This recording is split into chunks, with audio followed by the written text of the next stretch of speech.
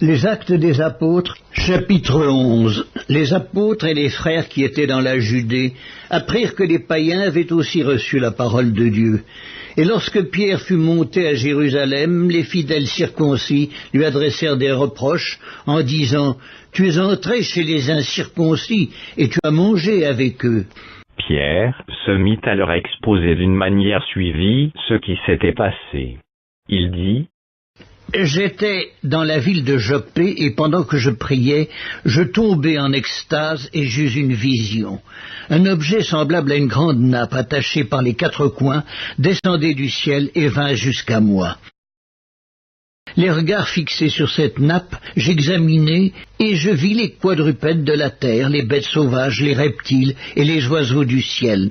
Et j'entendis une voix qui me disait « Lève-toi, Pierre, tue et mange. » Mais je dis « Non, Seigneur, car jamais rien de souillé ni d'impur n'est entré dans ma bouche. » Et pour la seconde fois, la voix se fit entendre du ciel. Ce que Dieu a déclaré pur, ne le regarde pas comme souillé. Cela arriva jusqu'à 3 fois, puis tout fut retiré dans le ciel.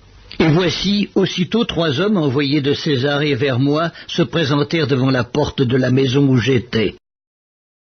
L'Esprit me dit de partir avec eux, sans hésiter. Les 6 hommes que voici m'accompagnèrent, et nous entrâmes dans la maison de Corneille.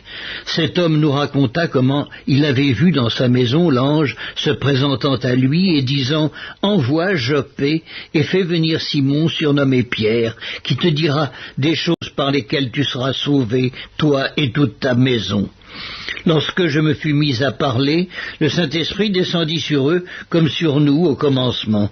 Et je me souvins de cette parole du Seigneur. Jean a baptisé d'eau, mais vous serez baptisés du Saint-Esprit.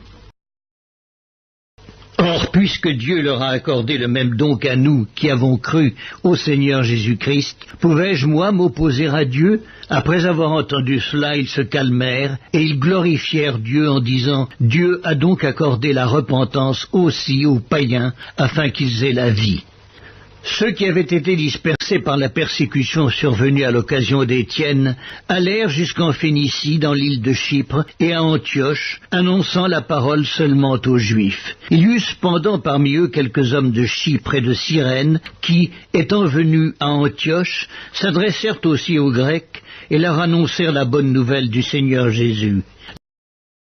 La main du Seigneur était avec eux, et un grand nombre de personnes crurent et se convertirent au Seigneur. Le bruit en parvint aux oreilles des membres de l'église de Jérusalem, et ils envoyèrent Barnabas jusqu'à Antioche. Lorsqu'il fut arrivé et qu'il eut vu la grâce de Dieu, il s'en réjouit, et il les exhorta tous à rester d'un cœur ferme, attachés au Seigneur. Car c'était un homme de bien, plein d'Esprit Saint et de foi, et une foule assez nombreuse se joignit au Seigneur.